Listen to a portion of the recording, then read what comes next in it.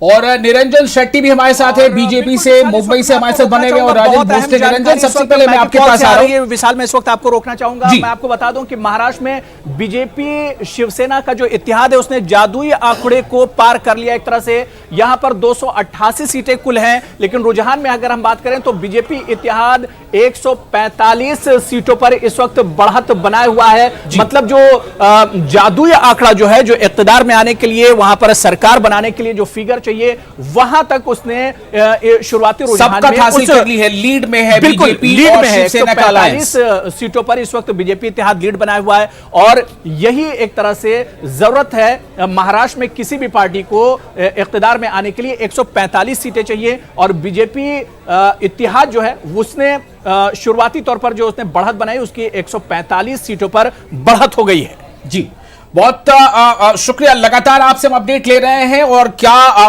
Vote share है ये बहुत अहम है। अबू हुरैरा, राजन भोसले हमारे साथ है कांग्रेस से। राजन, एक सवाल ये है, पहला तो जो अभी अबू हुरैरा ने हमें अपडेट किया है कि 145 का जादुई आंकड़ा जो महाराष्ट्र में सरकार बनाने के लिए चाहिए, लीड में बीजेपी और शिवसेना वहां तक पहुंच गई है, क्या आपको झटका लग रहा है?